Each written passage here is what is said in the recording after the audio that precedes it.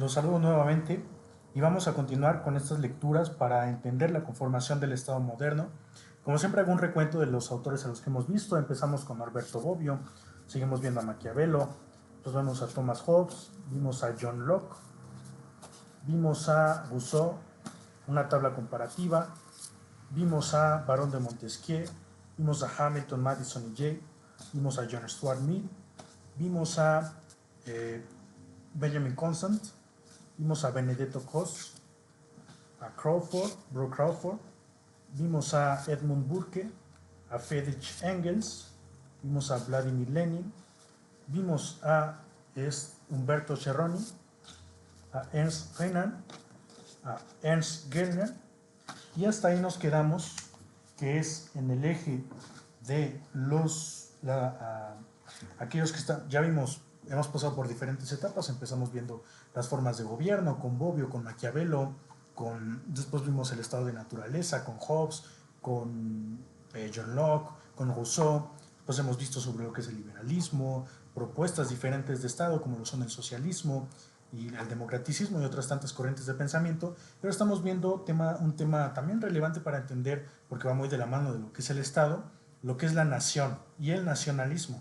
Ya vimos la propuesta de nación de Ernst Renan, que dice que una nación no versa ni de lo biológico, ni de lo religioso, mucho menos de la raza, ni de lo geográfico, sino que es una postura en la que las personas tienen un sentido de pertenencia por haber pasado cosas juntas, hitos históricos, grandes acontecimientos antes, en el pasado, y que en el presente mantienen la convicción de seguir en ese enlace y en esa relación.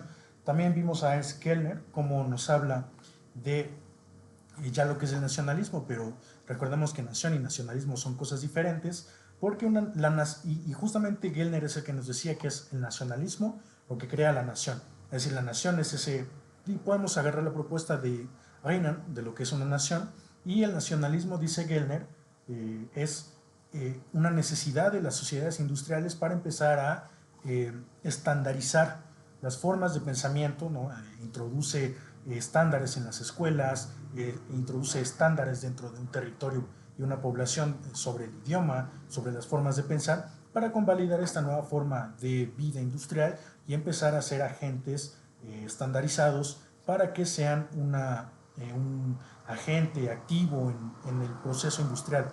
Entonces vamos a ver a Hans Kuhn, quien tiene otra propuesta, una que francamente no es muy amena para esta serie de entendimientos que estamos desarrollando, pero es importante verlo porque es una perspectiva, es decir, estamos tratando de aplicar el método dialéctico, que es agarramos de un lado, agarramos de otro, tesis, antítesis, y hacemos una síntesis al final de lo que entendemos de lo que es el Estado.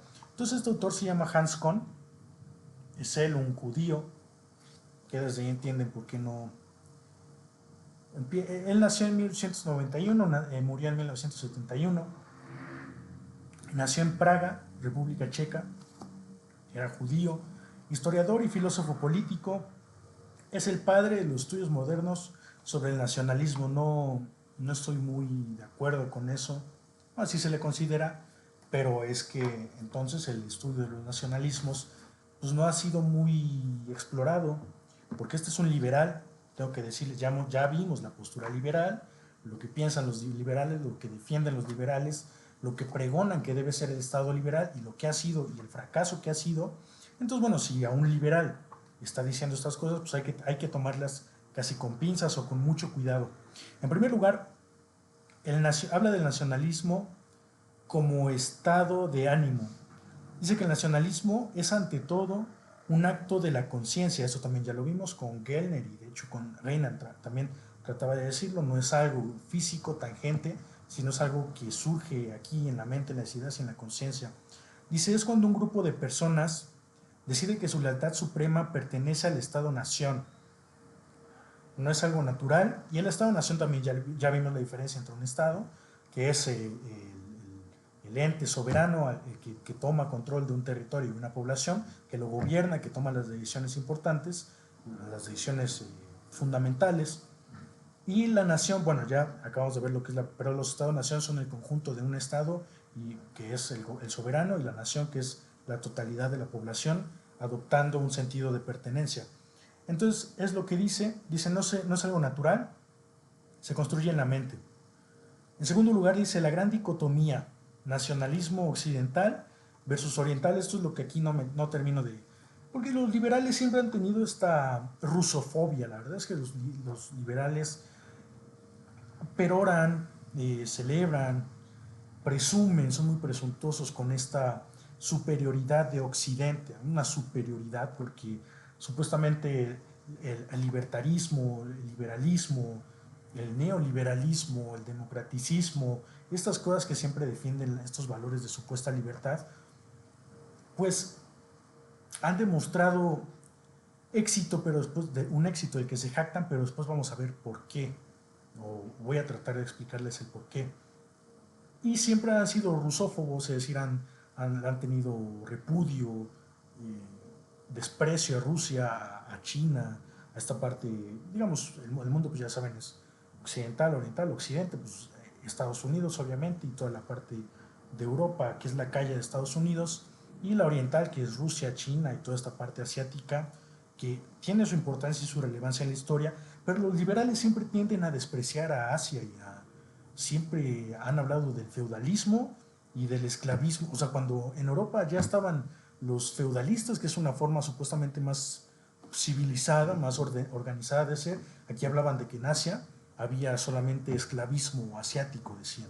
Entonces siempre la han despreciado, la han hecho de menos. Ciertamente ha tenido formas diferentes a las de Occidente, no, digamos en la Segunda Guerra Mundial, de la que hablamos también en el video pasado, las potencias europeas ya estaban en sociedades industrializadas, armamentistas, militaristas, y Rusia tuvo que salir de la Primera Guerra Mundial porque apenas estaba haciendo su revolución, apenas estaba teniendo una revolución en la que tumbaban a los zares, y bueno, ahí surgió el primer estado social y el único estado socialista que ha existido, la Unión de Repúblicas Socialistas Soviéticas, para empezar a industrializarse y a tomar características que los liberales consideran modernas.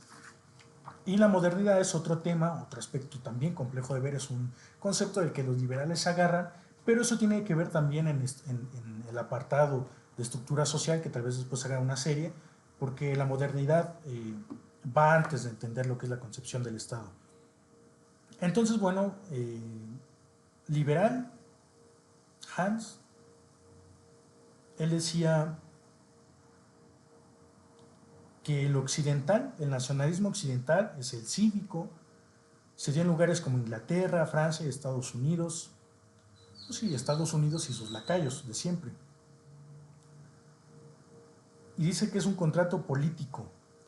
Te unes a la nación porque compartes leyes, derechos y una idea de futuro. A veces leer estas cosas resulta aversivo, resulta hilarante, resulta chocante porque los liberales siempre hablan de Occidente y de Estados Unidos, la superioridad americana, dicen, o sea, en pleno siglo XXI se sigue defendiendo la superioridad americana todavía, y ahorita ya la gente ha despertado un poco más, pero siempre se habla del sueño americano, como si Estados Unidos fuera la gran cosa, pues esos son los disparos unidos, ahí no haces lo que los poderes de facto ordenan y te disparan, te matan. Eso es una libertad ridícula. Y es chocante leer este tipo de cosas porque fíjense cómo dice, o sea, y luego cómo va a hablar de la oriental, del nacionalismo oriental, dice, te unes a la nación porque compartes leyes, derechos y una idea de futuro. Una idea de futuro. Mira hacia adelante, es racional y liberal. Eres ciudadano por la voluntad de pertenecer, es completamente ridículo. Es una broma, los liberales francamente, o sea, ya les dije, si quieren pensar en un liberal libertario actual, pues piensen en Javier Milei y si se posicionan igual que Javier Milei, que Donald Trump, pues piensen un poquito las cosas. Y luego dice, en el nacionalismo oriental, étnico, orgánico, que se dio en Alemania, Rusia y Asia, fíjense, Alemania Alemania está en el centro de Europa, y agarra a Alemania para decir que es el mayor representante del nacionalismo oriental. O sea, los liberales siempre tuercen las cosas como les convenga, como les da la gana. Dice Rusia y Asia. La base es la herencia, la sangre, la lengua y el folclore. Mira hacia atrás, hacia los ancestros. Es místico y suele ser más autoritario porque o naces de esa sangre o no eres de la nación.